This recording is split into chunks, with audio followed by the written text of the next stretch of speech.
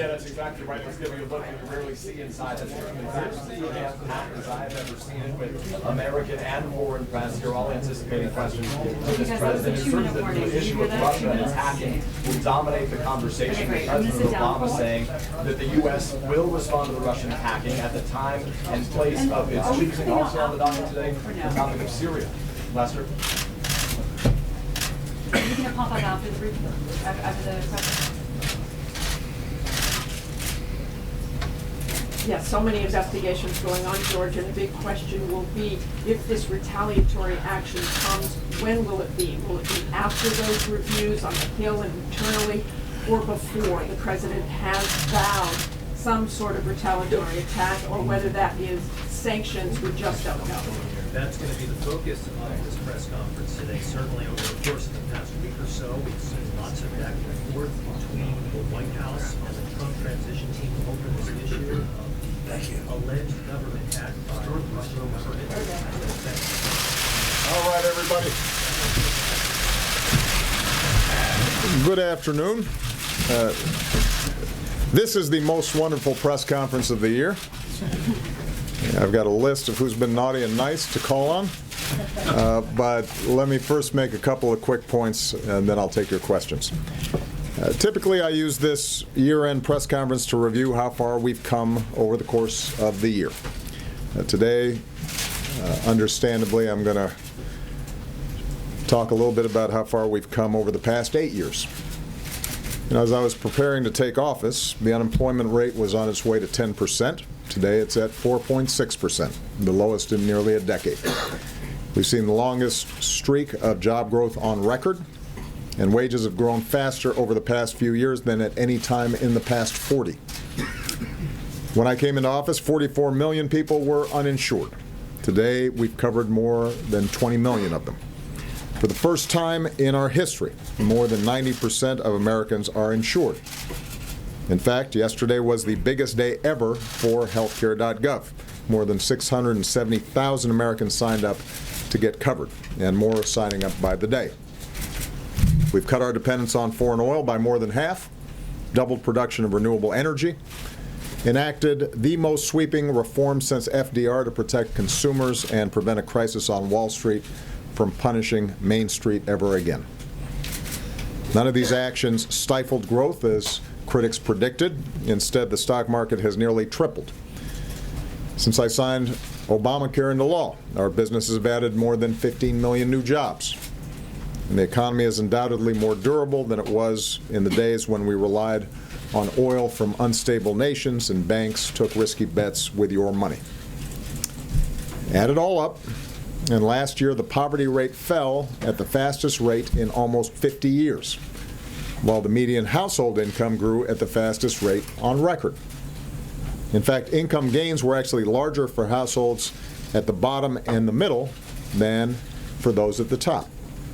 And we've done all this while cutting our deficits by nearly 2/3 and protecting vital investments that grow the middle class. In foreign policy, when I came into office, we were in the midst of 2 wars. Now nearly 180,000 troops are down to 15,000. Bin Laden, rather than being at large, has been taken off the battlefield along with thousands of other terrorists. Over the past 8 years, no foreign terrorist organization has successfully executed an attack on our homeland that was directed from overseas. Through diplomacy, we've ensured that Iran cannot obtain a nuclear weapon without going to war with Iran. We opened up a new chapter with the people of Cuba, and we brought nearly 200 nations together around a climate agreement that could very well save this planet for our kids. And almost every country on earth sees America as stronger and more respected today than they did 8 years ago. In other words, by so many measures, our country's stronger and more prosperous than it was when we started. It's a situation that I'm proud to leave for my successor. And it's thanks to the American people, for the hard work that you've put in, the sacrifices you made for your families and your communities, the businesses that you started or invested in, the way you looked out for one another. And I could not be prouder to be your president. Of course, to tout this progress doesn't mean that we're not mindful of how much more there is to do. In this season in particular, we're reminded that there are people who are still hungry, people who are still homeless, people who still have trouble paying the bills or finding work after being laid off. There are communities that are still mourning those who have been stolen from us by senseless gun violence, and parents who still are wondering how to protect their kids. And after I leave office, I intend to continue to work with organizations and citizens doing good across the country on these and other pressing issues to build on the progress that we've made. Around the world as well, there are hot spots where disputes have been intractable, conflicts have flared up, and innocent people are suffering as a result. And nowhere is this more terribly true than in the city of Aleppo. For years, we've worked to stop the civil war in Syria and alleviate human suffering.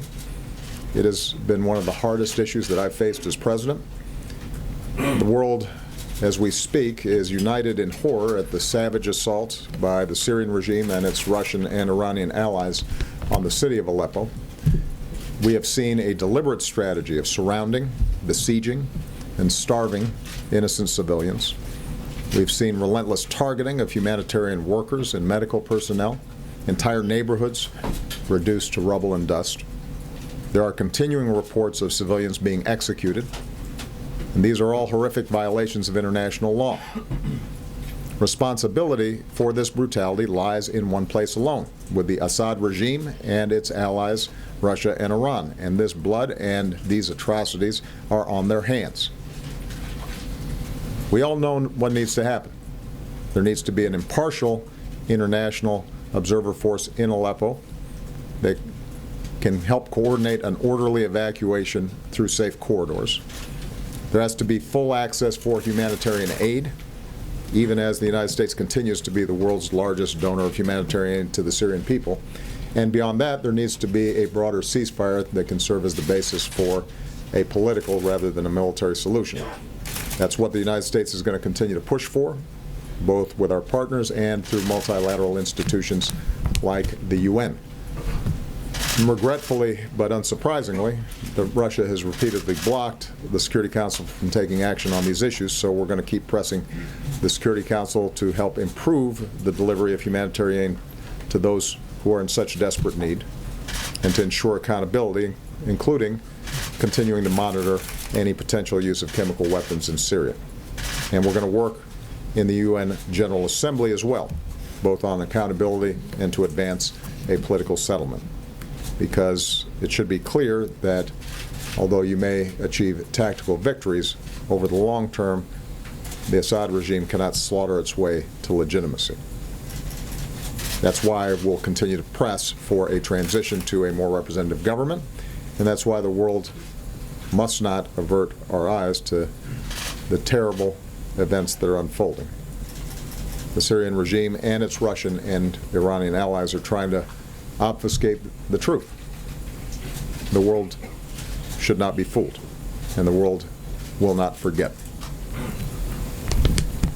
So, even in a season where the incredible blessings that we know as Americans are all around us, even as we enjoy family and friends and are reminded of how lucky we are, we should also be reminded that to be an American involves bearing burdens and meeting obligations to others.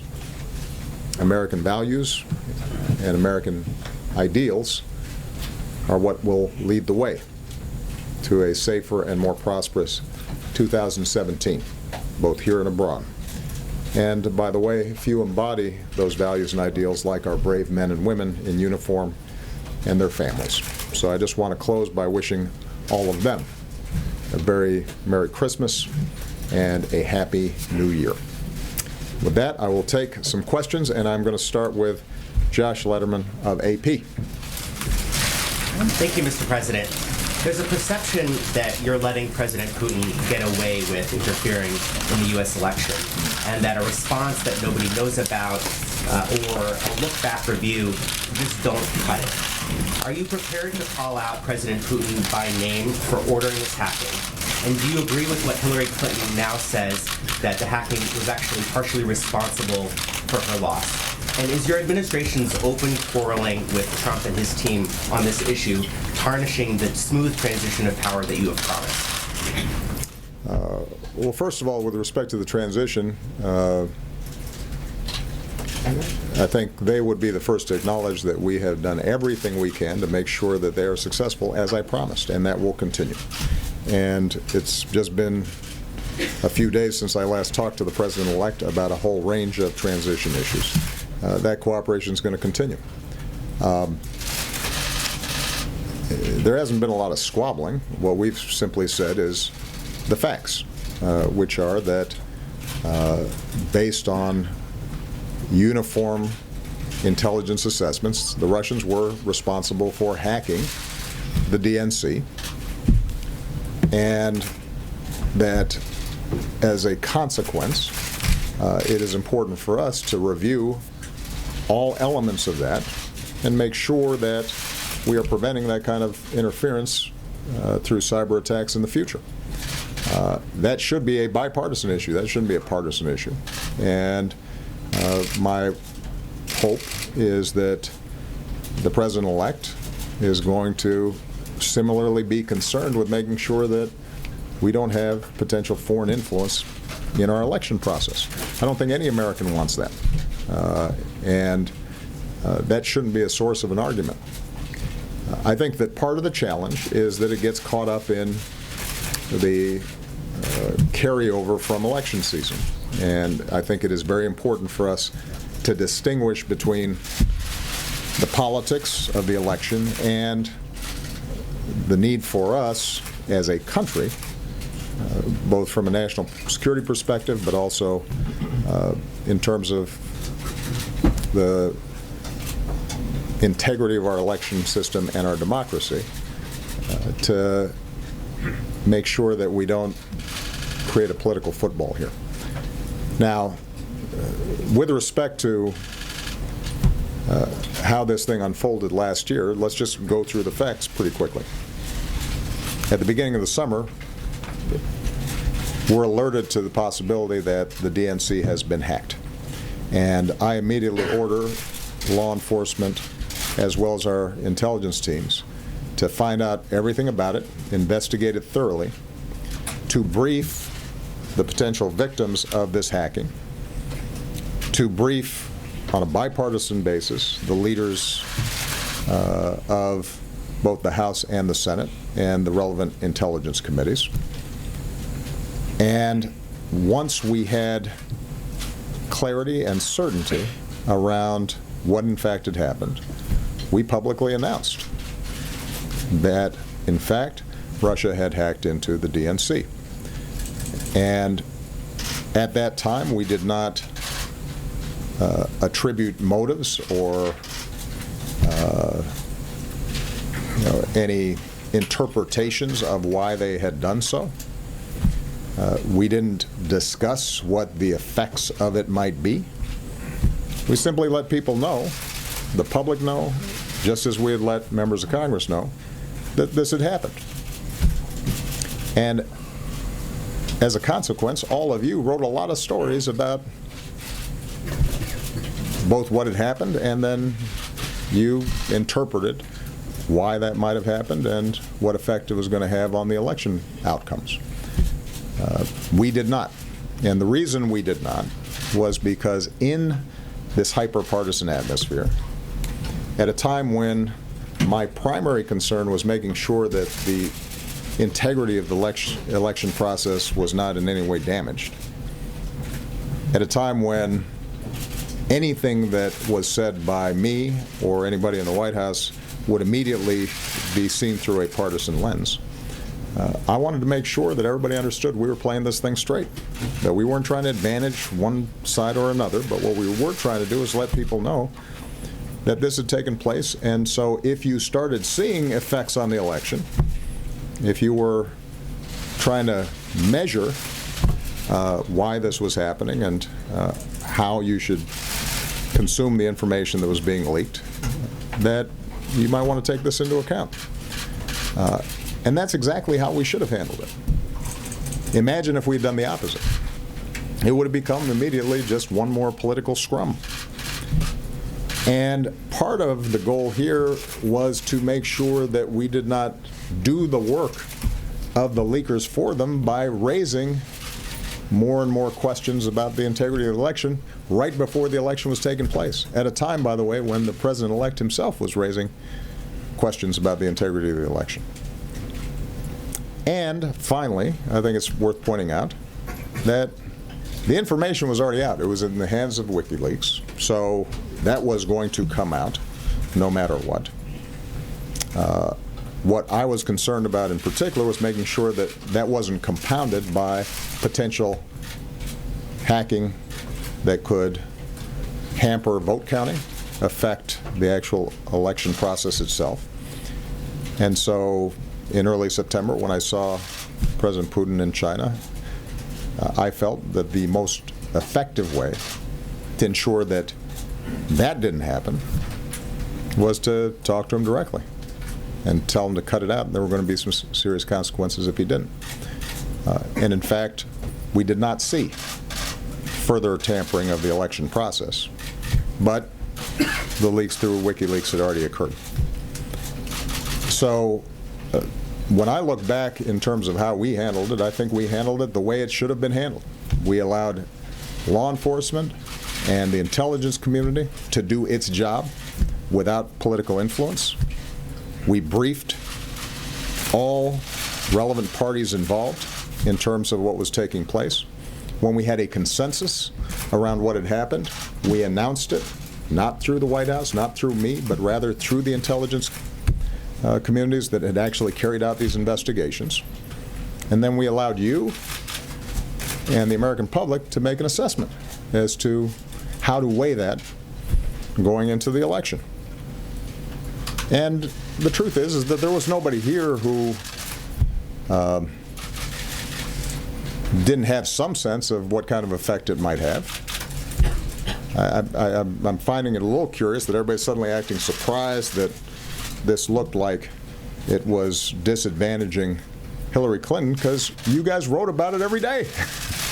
Every single leak. About every little juicy tidbit of political gossip. Including John Podesta's risotto recipe. This was an obsession that dominated the news coverage.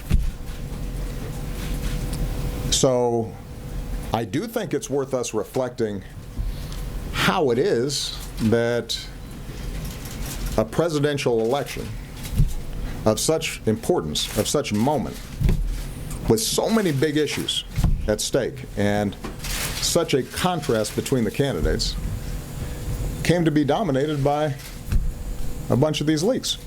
What is it about our political system that made us vulnerable to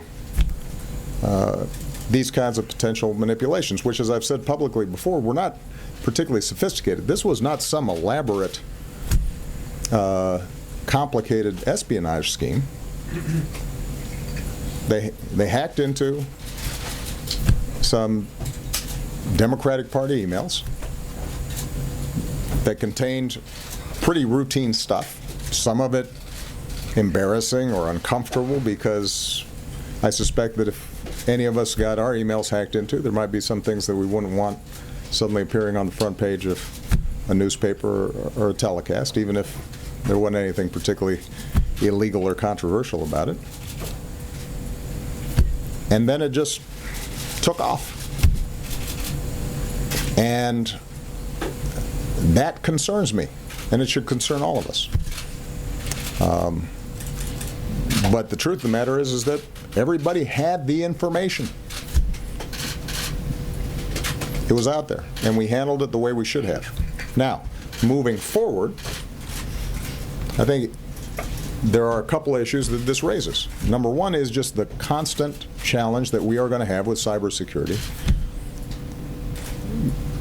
throughout our economy and throughout our society. We are a digitalized culture, and there is hacking going on every single day.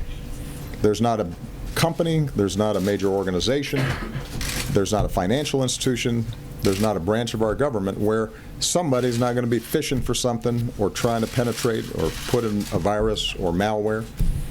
And this is why for the last 8 years I've been obsessed with how do we continually upgrade our cybersecurity systems. And this particular concern around Russian hacking is part of a broader set of concerns about how do we deal with cyber issues being used in ways that can affect our infrastructure, affect the stability of our financial systems, and affect the integrity of our institutions like our election process. I just received a couple weeks back, it wasn't widely reported on, a report from our Cybersecurity Commission that outlines a whole range of strategies to do a better job on this. But it's difficult because it's not all housed. You know, the target of cyber attacks is not one entity, but it's widely dispersed, and a lot of it is private, like the DNC. You know, it's not a branch of government. We can't tell people what to do. What we can do is inform them, get best practices. What we can also do is to, on a bilateral basis, warn other countries against these kinds of attacks. And we've done that in the past. So just as I told Russia to stop it and indicated there will be consequences when they do it, the Chinese have in the past engaged in cyber attacks directed at our companies to steal trade secrets and proprietary technology. And I had to have the same conversation with with President Xi, and what we've seen is some evidence that they have reduced, but not completely eliminated, these activities, partly because they can use cutouts. One of the problems with the internet and cyber issues is that there's not always a return address, and by the time you catch up to it, attributing what happened to a particular government can be difficult, not always provable in court, even though our intelligence communities can make an assessment. What we've also tried to do is to start creating some international norms about this to prevent some sort of cyber arms race, because we obviously have offensive capabilities as well as defensive capabilities. And my approach is not a situation in which everybody's worse off because folks are constantly attacking each other back and forth, but putting some guardrails around the behavior of nation states, including our adversaries, just so that they understand that whatever they do to us, we can potentially do to them. We do have some special challenges because oftentimes our economy is more digitalized, it is more vulnerable, partly because we're a wealthier nation and we're more wired than some of these other countries. And we have a more open society and engage in less control and censorship over what happens over the internet, which is also part of what makes us special. Last point, and the reason I'm going on here is because I know that you guys have a lot of questions about this, and I haven't addressed all of you directly about it. With respect to response, my principal goal leading up to the election was making sure that the election itself went off without a hitch, that it was not tarnished, and that it did not feed any sense in the public that somehow tampering had taken place with the actual process of voting. And we accomplished that. That does not mean that we are not going to respond. It simply meant that we had a set of priorities leading up to the election that were of the utmost importance. Our goal continues to be to send a clear message to Russia or others not to do this to us, because we can do stuff to you. But it is also important for us to do that in a thoughtful, methodical way. Some of it we do publicly. Some of it we will do in a way that they know, but not everybody will. And I know that there have been folks out there who suggest somehow that if we went out there and made big announcements and thumped our chests about a bunch of stuff, that somehow that would potentially spook the Russians. But keep in mind that we already have enormous numbers of sanctions against the Russians. The relationship between us and Russia has deteriorated, sadly, significantly over the last several years. And so how we approach an appropriate response that increases costs for them for behavior like this in the future, but does not create problems for us, is something that's worth taking the time to think through and figure out. And that's exactly what we've done. So at a point in time where we've taken certain actions that we can divulge publicly, we will do so. There are times where the message will be directly received by the Russians and not publicized. And I should point out, by the way, part of why the Russians have been effective on this is because they don't go around announcing what they're doing. It's not like Putin's going around the world publicly saying, look what we did, wasn't that clever. He denies it.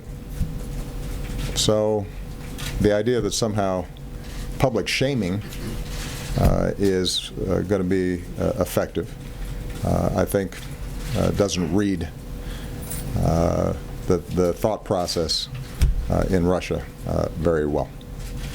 Okay? Did Clinton lose because of the hacking?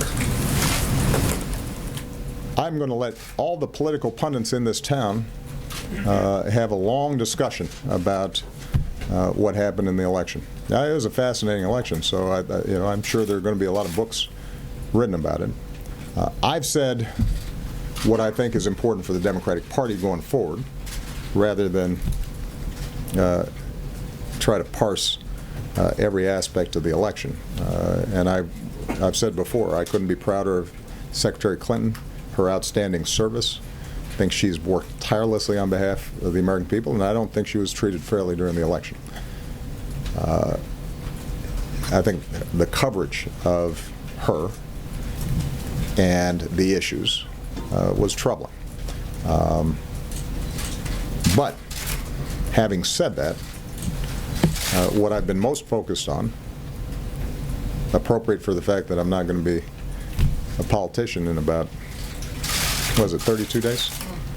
31? 34? What I've said is that I can maybe give some counsel and advice to the Democratic Party, and I think that the thing we have to spend the most time on, because it's the thing we have the most control over, is how do we make sure that we are showing up in places where I think democratic policies are needed, where they are helping, where they are making a difference, but where people feel as if they're not being heard, and where Democrats are characterized as coastal, liberal, latte-sipping, politically correct, out-of-touch folks. We have to be in those communities. And I've seen that when we are in those communities, it makes a difference. That's how I became president. I became a U.S. Senator not just because I had a strong base in Chicago, but because I was driving around downstate Illinois and going to fish fries and sitting in VFW halls and talking to farmers.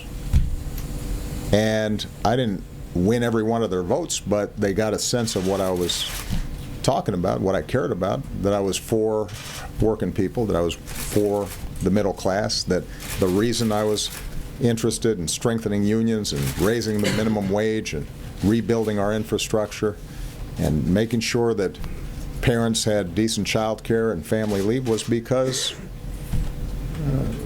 my own family's history wasn't that different from theirs, even if I looked a little bit different. Same thing in Iowa. And so the question is, how do we rebuild that party as a whole so that there's not a county in any state, I don't care how red, where we don't have a presence and we're not making the argument, because I think we have the better argument. But that requires a lot of work. It's been something that I've been able to do successfully in my own campaigns. It is not something I've been able to transfer to candidates in midterms and sort of build a sustaining organization around. That's something that I would have liked to have done more of, but it's kind of hard to do when you're also dealing with a whole bunch of issues here in the White House. That doesn't mean, though, that it can't be done, and I think there are going to be a lot of talented folks out there, a lot of progressives who share my values, who are going to be leading the charge in the years to come. Michelle Kosinski, CNN. Thank you. So this week we heard Hillary Clinton talk about how she thinks that the FBI director's most recent announcement made a difference in the outcome of the election. And we also just heard in an op-ed her campaign chairman talk about something being deeply broken within the FBI. He talked about thinking that the investigation early on was lackadaisical, in his words. So what do you think about those comments? Do you think there's any truth to them?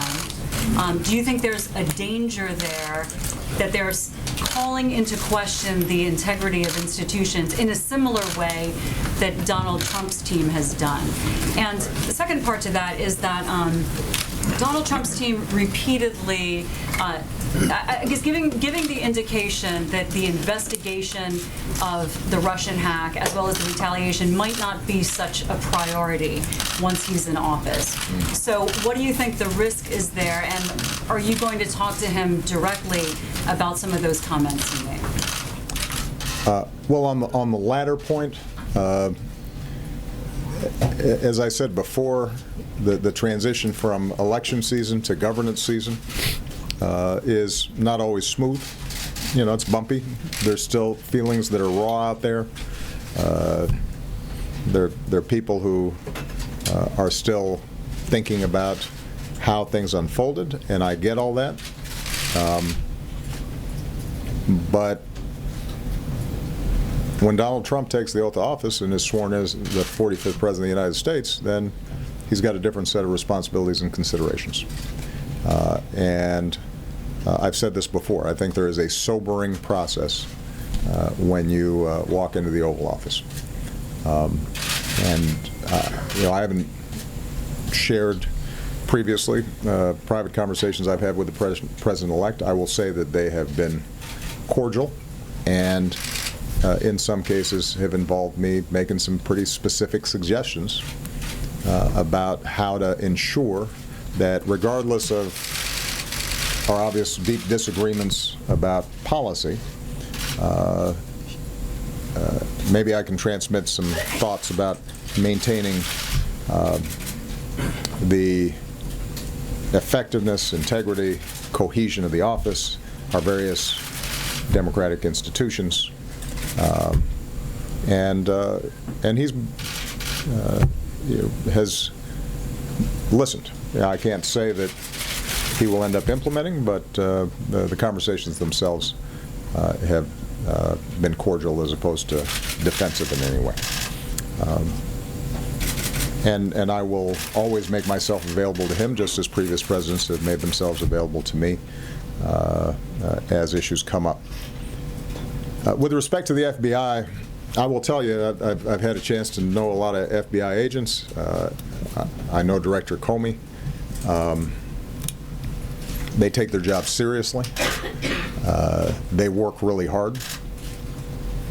They help keep us safe and save a lot of lives. And it is always a challenge for law enforcement when there's an intersection between the work that they are doing and the political system. It's one of the difficulties of democracy generally. We have a system where we want our law enforcement investigators and our prosecutors to be free from politics, to be independent, to play it straight. But sometimes that involves investigations that touch on politics, and particularly in this hyper-partisan environment that we've been in, everything is suspect. Everything you do one way or the other. One thing that I have done is to be pretty scrupulous about not wading into investigation decisions or prosecution decisions or decisions not to prosecute. I have tried to be really strict in my own behavior about preserving the independence of law enforcement, free from my own judgments and political assessments in some cases. And I don't know why I would stop now. Mike Dorning of Bloomberg. There you go. Thank you, Mr. President.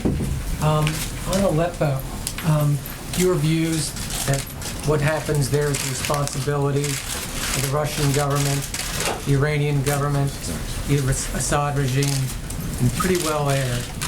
But do you, as President of the United States, leader of the free world, feel any personal moral responsibility now at the end of your presidency for the carnage that we're all watching in Aleppo, which I'm sure disturbs you, which you said disturbs you? Secondly, also on Aleppo, you've again made clear your practical disagreements with the idea of safe zones. And President-elect Trump has throughout his campaign, and he said again last night, that he wants to create safe zones in Syria. Do you feel like in this transition you need to help him toward implementing that, or is that not something that you should be doing? Mike, I always feel responsible. I felt responsible when kids were being shot by snipers. I felt responsible when millions of people had been displaced. I feel responsible for murder and slaughter that's taken place in South Sudan that's not being reported on, partly because there's not as much social media being generated from there. There are places around the world where horrible things are happening, and because of my office, because I'm President of the United States, I feel responsible. I ask myself every single day, is there something I could do that would save lives and make a difference and spare some child who doesn't deserve to suffer? So that's a starting point. There's not a moment during the course of this presidency where I haven't felt some responsibility. That's true, by the way, for our own country. When I came into office and people were losing their jobs and losing their homes and losing their pensions, I felt responsible. And I would go home at night and I would ask myself, was there something better that I could do or smarter that I could be that would make a difference in their lives, that would relieve their suffering and relieve their hardship? So with respect to Syria, what I have consistently done is taken the best course that I can to try to end the civil war, while having also to take into account the long-term national security interests of the United States.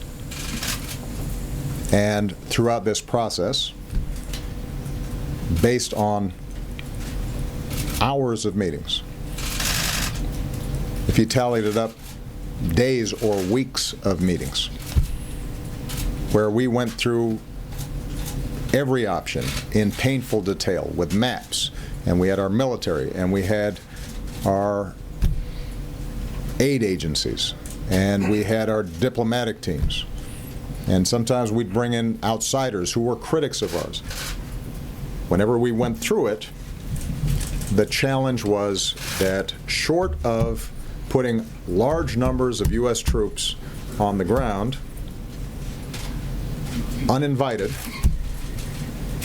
without any international law mandate, without sufficient support from Congress, at a time when we still had troops in Afghanistan and we still had troops in Iraq, and we had just gone through over a decade of war and spent trillions of dollars, and when the opposition on the ground was not cohesive enough to necessarily govern a country, and you had a military superpower in Russia prepared to do whatever it took to keep its client state involved, and you had a regional military power in Iran that saw their own vital strategic interests at stake and were willing to send in as many of their people or proxies to support the regime. That in that circumstance, unless we were all in and willing to take over Syria, we were going to have problems. And that everything else was tempting because we wanted to do something and it sounded like the right thing to do, but it was going to be impossible to do this on the cheap. And in that circumstance, I have to make a decision as President of the United States as to what is best. I'm sorry, what's going on? Somebody's not feeling good? All right. Why don't we have, we can get our doctors back there to help out. Somebody want to go to my doctor's office and just have them? All right. Where was I? So, we couldn't do it on the cheap. Now, it may be. We need to get a doctor in here, I think. Can that be arranged? Can somebody help out, please, and get Doc Jackson in here?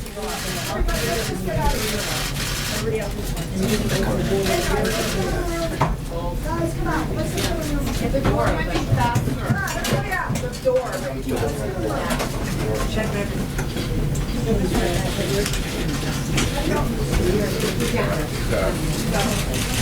Somebody grabbing our doctor? Thank you, Mr. President, for stopping. Of course. In the meantime, just give her a little room. The doctor will be here in a second.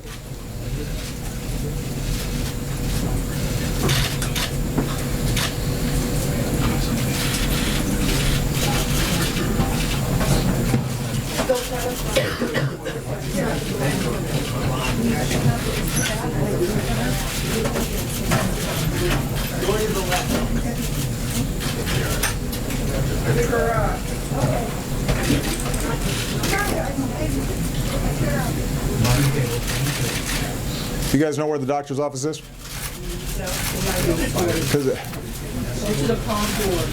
Just go through the palm doors. It's right next to the map room. There he is. All right, there's Doc Jackson. He's all right. Okay. Doctor's in the house. You're saying it's tempting to do on the cheap. So,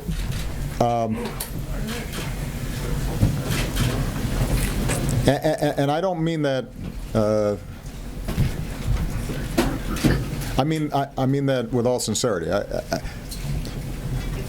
I understand the impulse to want to do something, but ultimately, what I've had to do is to think about what can we sustain, what is realistic, and my first priority has to be what's the right thing to do for America. And it has been our view that the best thing to do has been to provide some support to the moderate opposition so that they could sustain themselves and that you wouldn't see anti-Assad regime sentiments just pouring into al-Nusra and al-Qaeda or ISIL, that we engaged our international partners in order to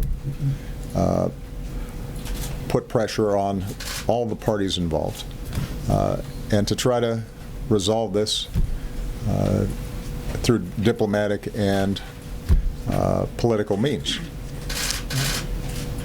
I cannot claim that we've been successful. And so that's something that, as is true with a lot of issues and problems around the world, I have to go to bed with every night. But I continue to believe that it was the right approach given what realistically we could get done. Absent a decision, as I said, to go in a much more significant way. And that, I think, would not have been sustainable or good for the American people, because we had a whole host of other obligations that we also had to meet, wars we had already started and that were not yet finished. With respect to the issue of safe zones,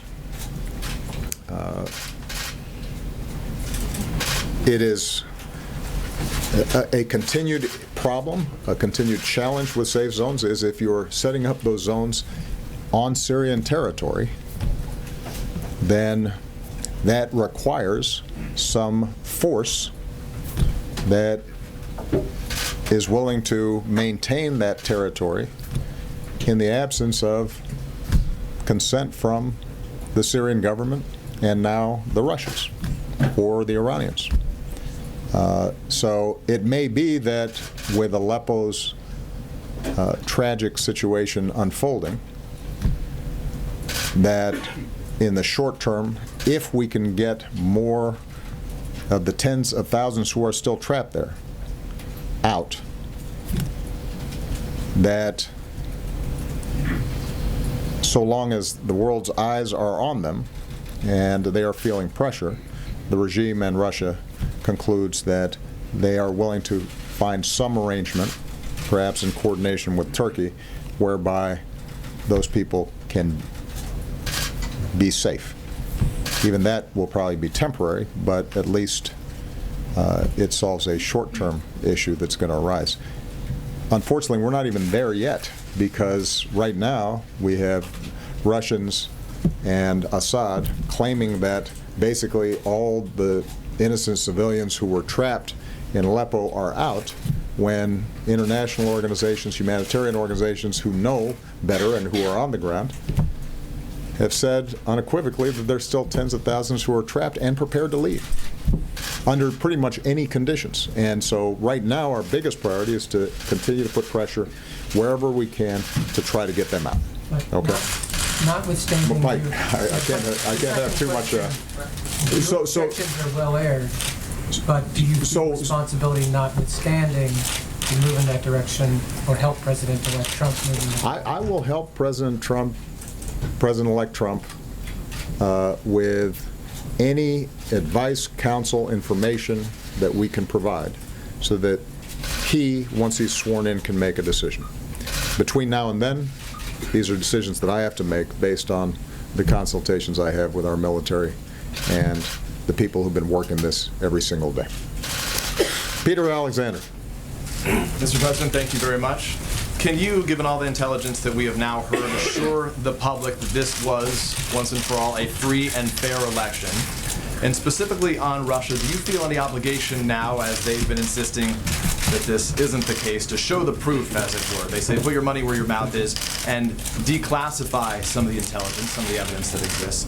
And more broadly, as it relates to Donald Trump on this very topic, are you concerned about his relationship with Vladimir Putin, especially given some of the recent cabinet picks, including his selection for Secretary of State Rex Tillerson, who toasted Putin with champagne over oil deals together? Yeah. Thank you. I may be getting older, because these multi-part questions, I started losing track. I can assure the public that there was not the kind of tampering with the voting process that was of concern and will continue to be of concern. going forward, that the votes that were cast were counted. They were counted appropriately.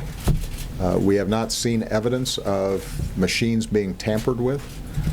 So that assurance I can provide. That doesn't mean that we find every single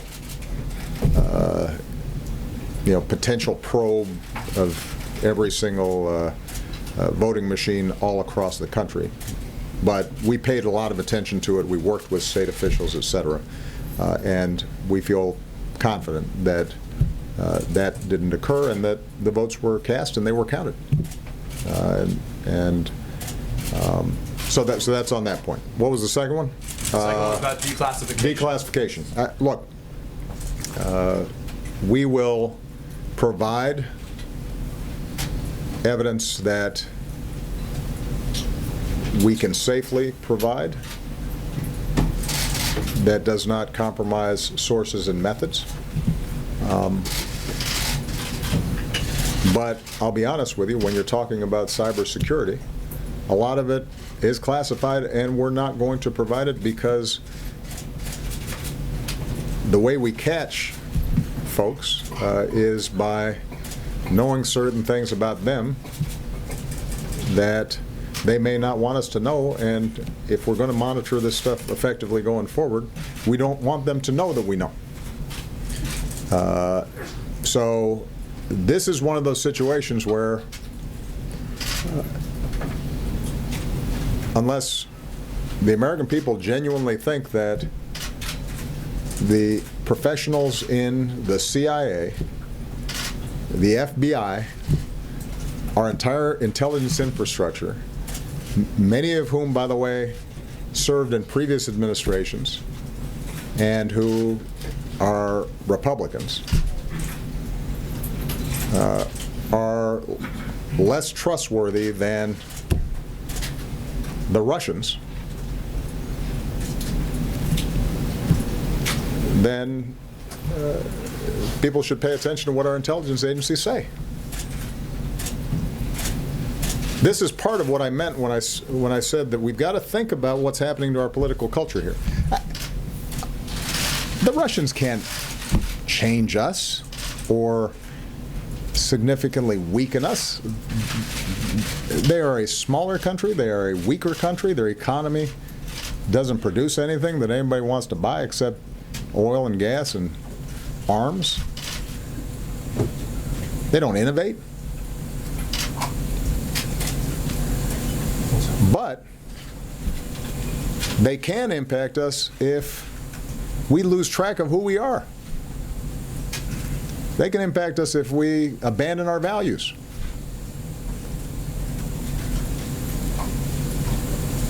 Mr. Putin can weaken us just like he's trying to weaken Europe if we start buying into notions that it's okay to intimidate the press or lock up dissidents or discriminate against people because of their faith or what they look like. And what I worry about more than anything is the degree to which, because of the fierceness of the partisan battle, you've started to see certain folks in the Republican Party and Republican voters suddenly finding a government and individuals who stand contrary to everything that we stand for as being okay because that's how much we dislike Democrats. I mean, think about it. Some of the people who historically have been very critical of me for engaging with the Russians and having conversations with them also endorsed the president-elect, even as he was saying that we should stop sanctioning Russia and being tough on them and work together with them against our common enemies. It was very complimentary of Mr. Putin personally.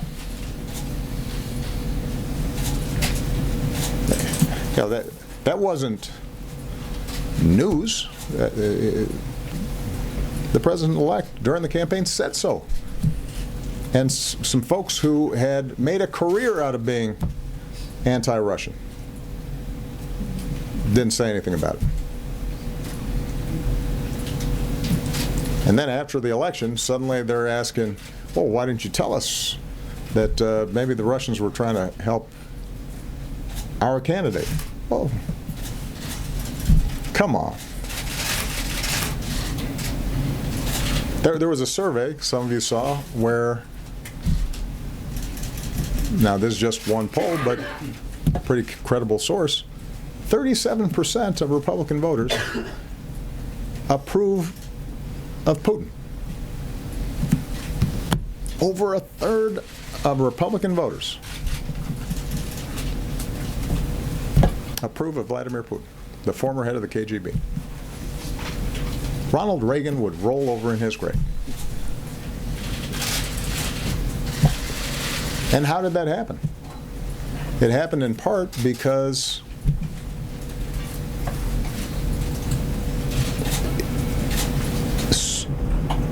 for too long, everything that happens in this town, everything that's said, is seen through the lens of, does this help or hurt us relative to Democrats or relative to President Obama?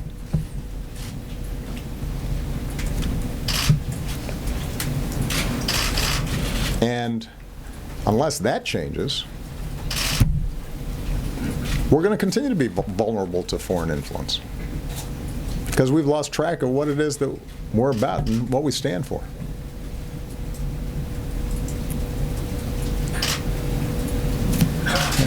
With respect to the President-elect's appointments, it is his prerogative, as I've always said, for him to appoint who he thinks can best carry out his foreign policy or his domestic policy. It is up to the Senate to advise and consent. There will be plenty of time for members of the Senate to go through the record of all his appointees and determine whether or not they're appropriate for the job. Martha Raddatz. Mr. President, I want to talk about Vladimir Putin again. Just to be clear, do you believe Vladimir Putin himself authorized the hack, and do you believe he authorized that to help Donald Trump? And on the intelligence, one of the things Donald Trump cites is Saddam Hussein and the weapons of mass destruction, and that they were never found. Can you say unequivocally that this was not China, that this was not a 400-pound guy sitting on his bed, as Donald Trump says? And do these types of tweets and kinds of statements from Donald Trump embolden the Russians?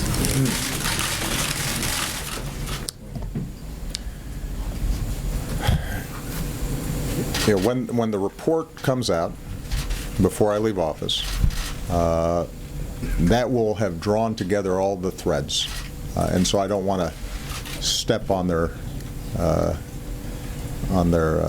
work ahead of time. What I can tell you is that the intelligence that I've seen gives me great confidence in their assessment that the Russians carried out this hack. Which hack? The hack of the DNC and the hack of John Podesta. Now, but again, I think this is exactly why I want the report out, so that everybody can review it.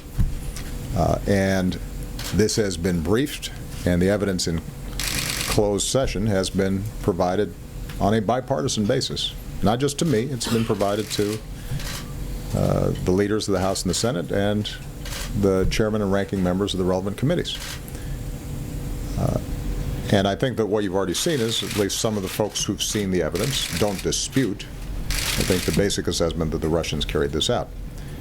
But specifically, did you not say well, that? Martha, I think what I want to make sure of is that I give the intelligence community the chance to gather all the information, but I'd make a larger point, which is not much happens in Russia without Vladimir Putin. I mean, this is a pretty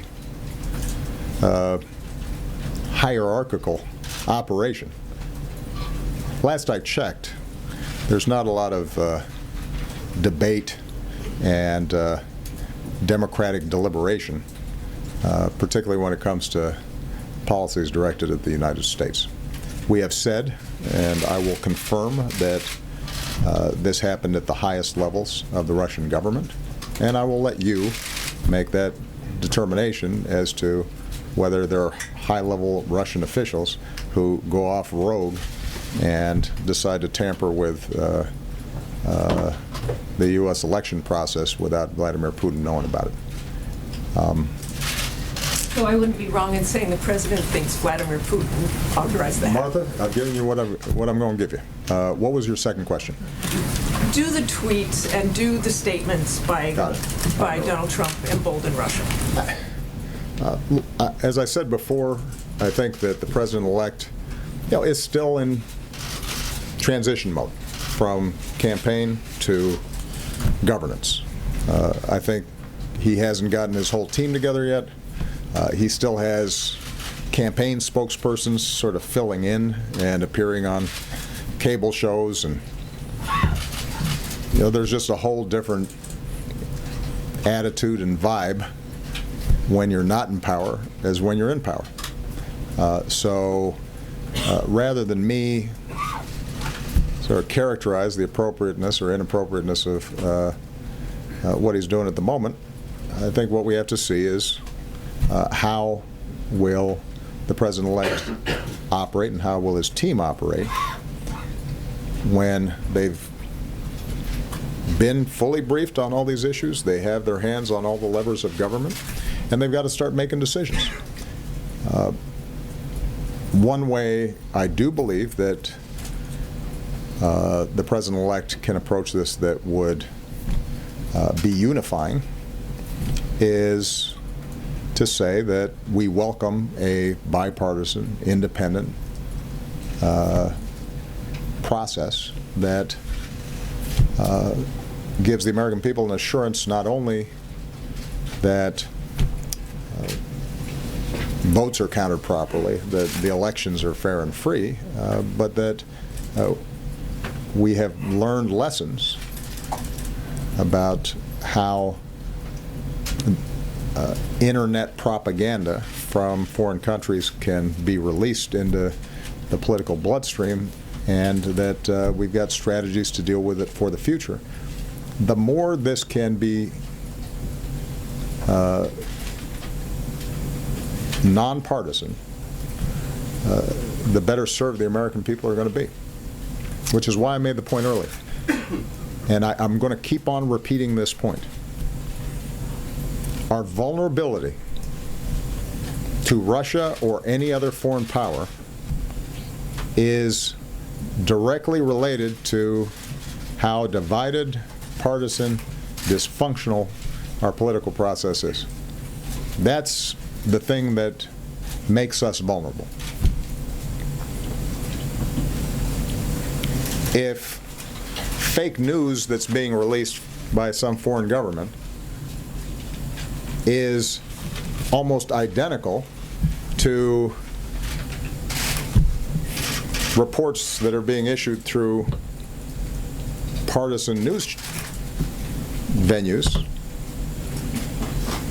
then it's not surprising that that foreign propaganda will have a greater effect, because it doesn't seem that far-fetched compared to some of the other stuff that folks are hearing from domestic propagandists.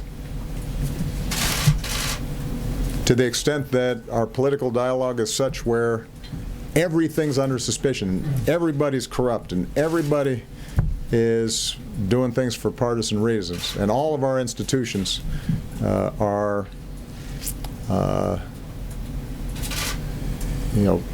full of malevolent actors. If that's the storyline that's being put out there by whatever party's out of power, then when a foreign government introduces that same argument with facts that are made up, voters who've been listening to that stuff for years, who've been getting that stuff every day from talk radio or other venues, they're going to believe it. So if we want to really reduce foreign influence on our elections, then we better think about how to make sure that our political process, our political dialogue is stronger than it's been. Mark Landler. Thank you, Mr. President. I wonder whether I could move you from Russia to China for a moment. Absolutely. Your successor spoke by phone with the president of Taiwan the other day and declared subsequently that he wasn't sure why the United States needed to be bound by the One China policy. He suggested it could be used as a bargaining chip, perhaps to get better terms on a trade deal or more cooperation on North Korea. There's already evidence that tensions between the two sides have increased a bit, and just today the Chinese have evidently seized an underwater drone in the South China Sea. Do you agree, as some do, that our China policy could use a fresh set of eyes, and what's the big deal about having a short phone call with the president of Taiwan? Or do you worry that these types of unorthodox approaches are setting us on a collision course with perhaps our biggest geopolitical adversary? That's a great question. I'm somewhere in between. I think all of our foreign policy should be subject to fresh eyes. I think I've said this before, I am very proud of the work I've done. I think I'm a better president now than when I started.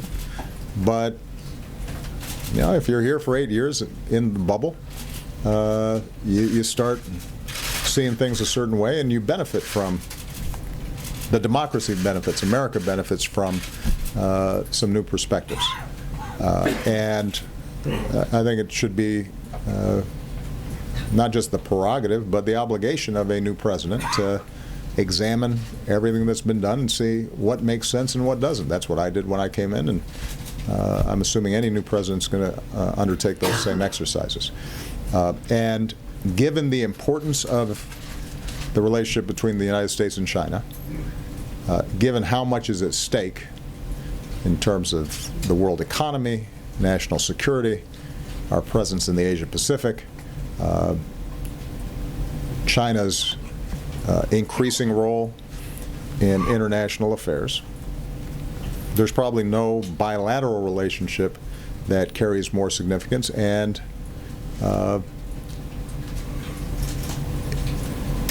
where there's also the potential, if that relationship breaks down or goes into a full conflict mode, that everybody is worse off. So I think it's fine for him to take a look at it.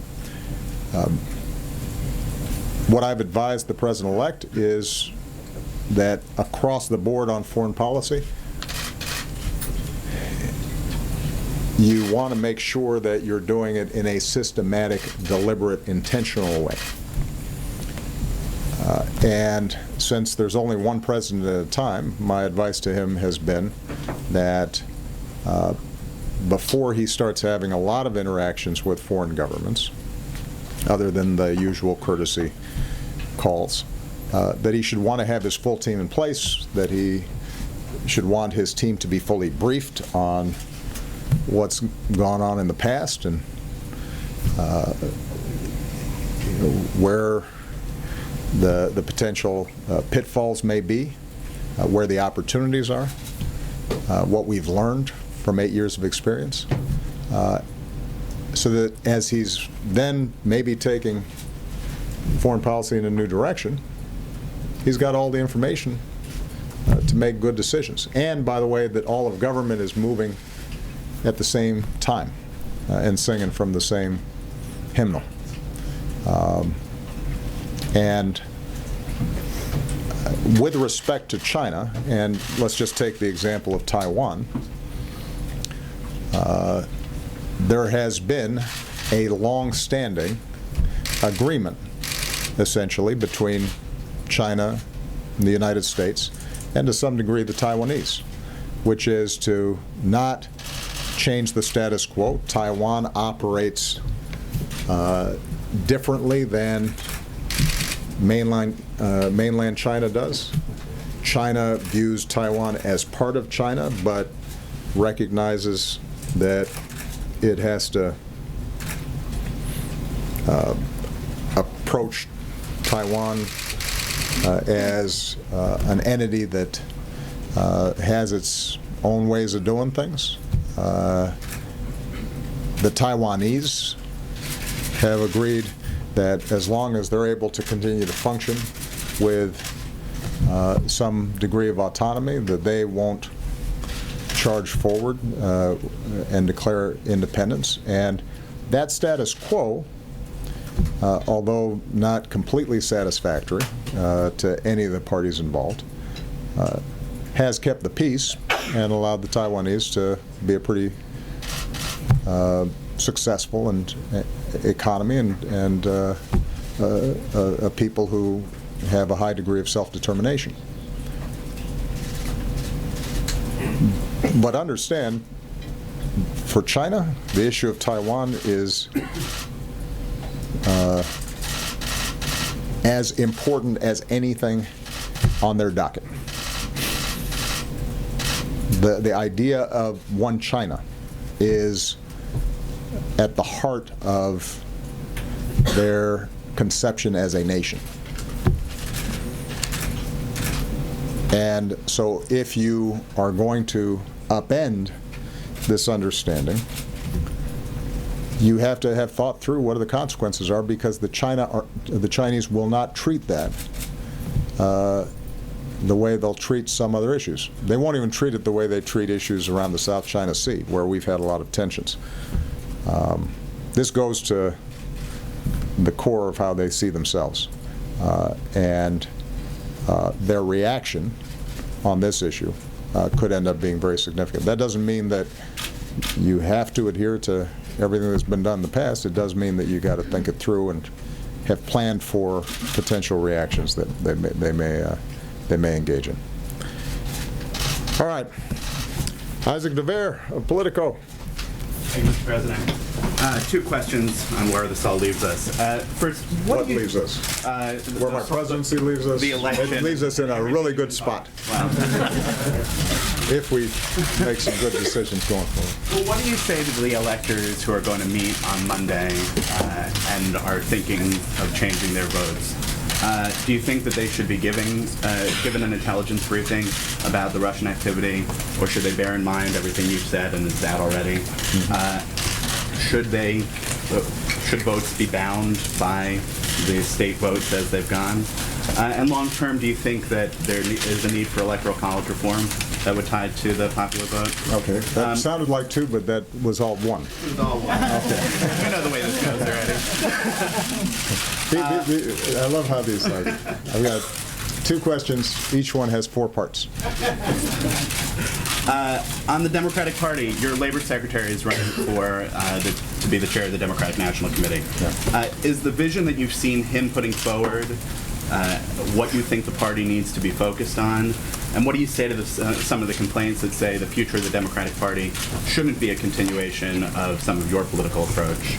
Part of that is complaints that decisions that you've made as president, as the leader of the party, have structurally weakened the DNC and the Democratic Party, and they think that that has led to, or has helped lead to some of the losses in elections around the country.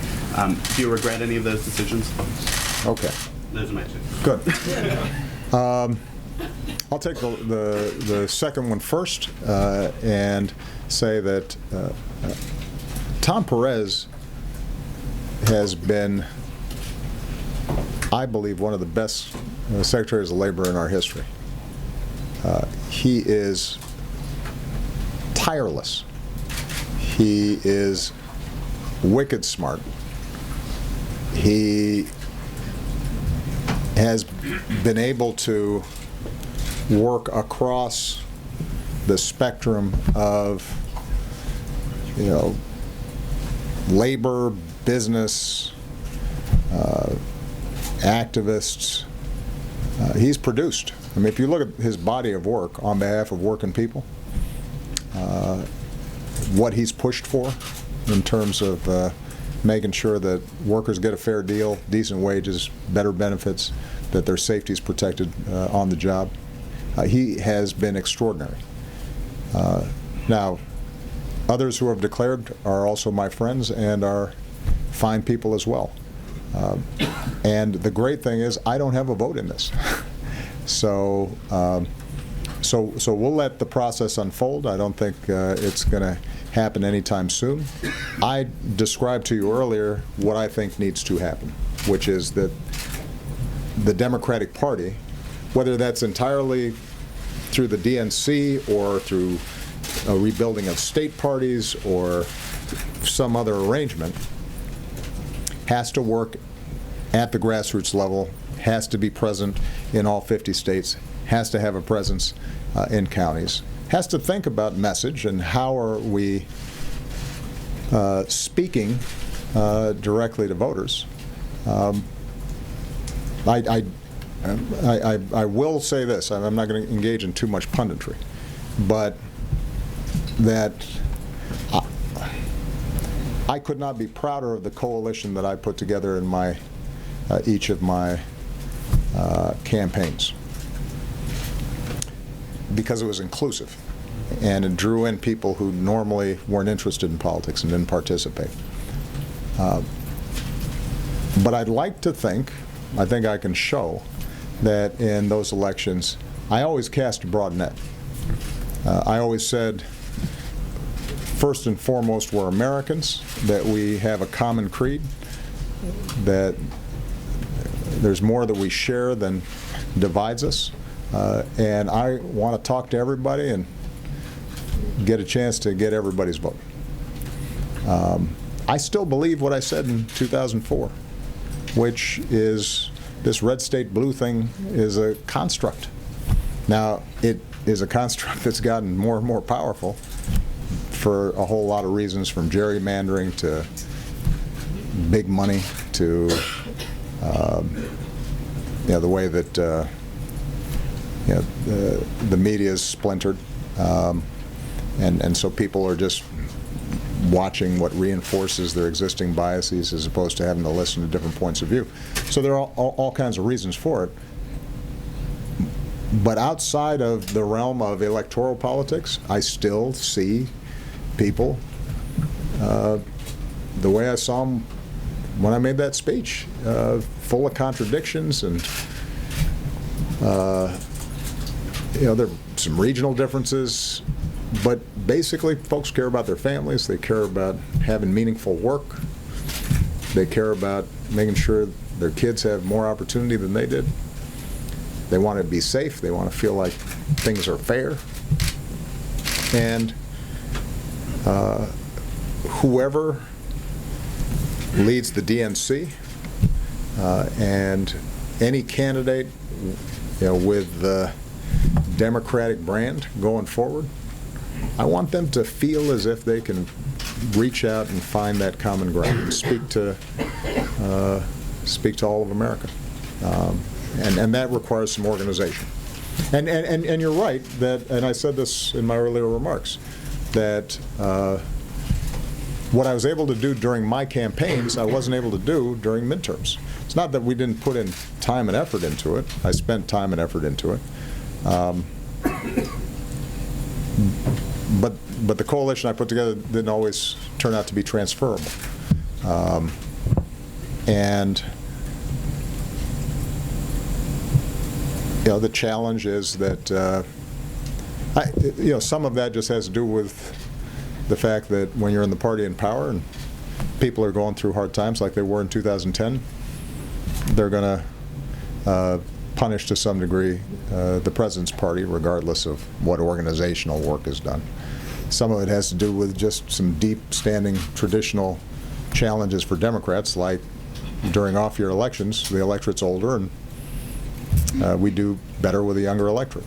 But we know those things are true. We just I didn't crack the code on that.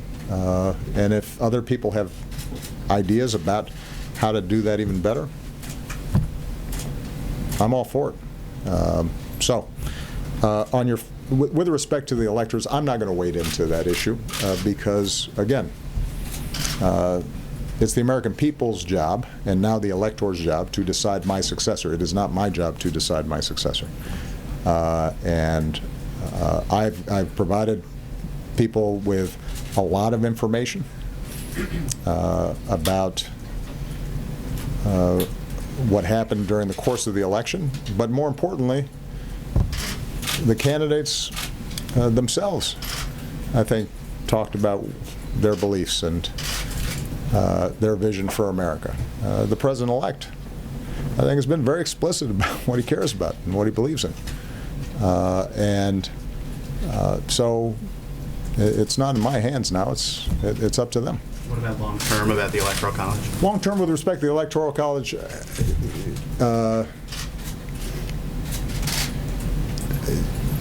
the Electoral College is a vestige. It's a carryover from an earlier vision of how our federal government was going to work that put a lot of premium on states. And it used to be that the Senate was not elected directly. It was through state legislatures. And it's the same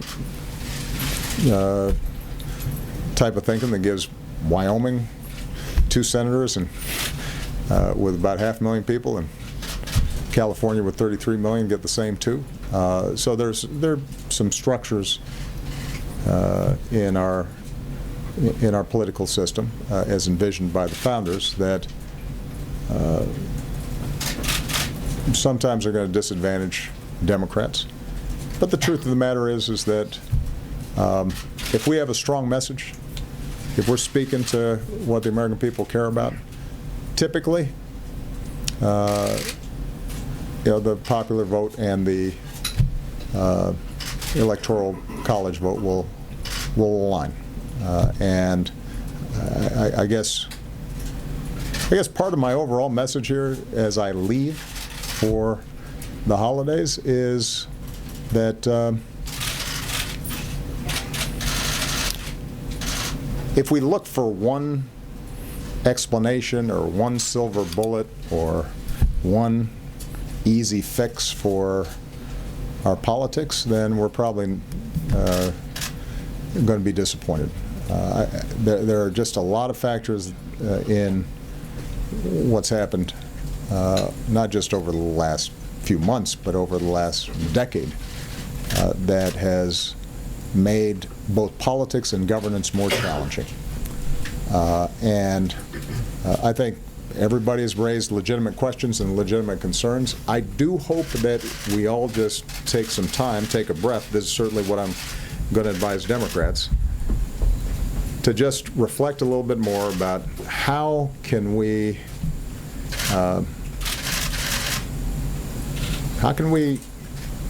get to a place where people are focused on working together based on at least some common set of facts. How can we have a conversation about policy that doesn't demonize each other? How can we channel what I think is the basic decency and goodness of the American people so it reflects itself in our politics, as opposed to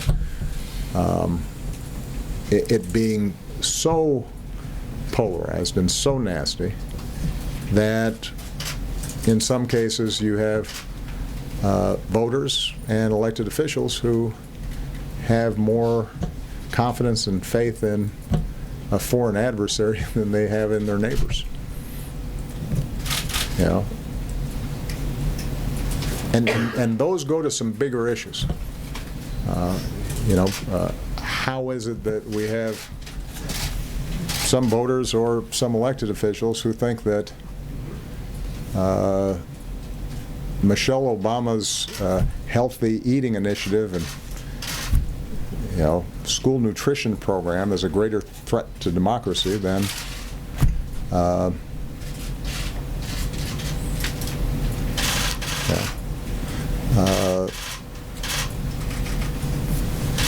our government going after the press if they're issuing a story they don't like.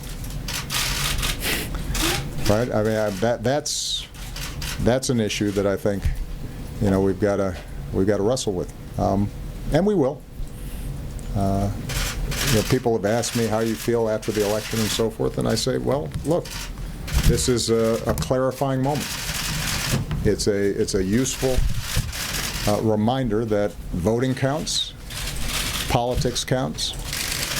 What the president-elect is going to be doing is going to be very different than what I was doing, and I think people will be able to compare and contrast and make judgments about what worked for the American people.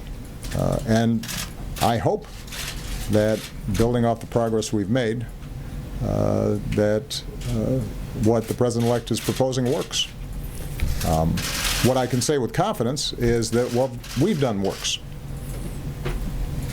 Now, that I can prove. I can show you where we were in 2008, and I can show you where we are now. And you can't argue that we're not better off. We are. And for that, I thank the American people, and then more importantly, I thank, well, not more importantly, as importantly, I was going to say Josh Earnest for doing such a great job. Now, for that, I thank the American people. I thank the men and women in uniform who serve. I haven't gotten to the point yet where I've been overly sentimental. I will tell you, when I was doing my last Christmas party photo line, many of you have participated in these. They're pretty long. Right at the end of the line, the President's Marine Corps band comes in, those who've been performing, and I take a picture with them. And it was the last time that I was going to take a picture with my Marine Corps band after an event. And I got a little choked up. Now I was in front of Marines, so I had to like tamp it down. But it was just one small example of all the people who have contributed to our success. I'm responsible for where we've screwed up. The successes are widely shared with all the amazing people who've been part of this administration. Okay? Thank you, everybody. Mele Kalikimaka. Was this your last news conference, sir? Oh, I don't know. I'll have to reflect on it. I enjoyed it. Thank you, sir.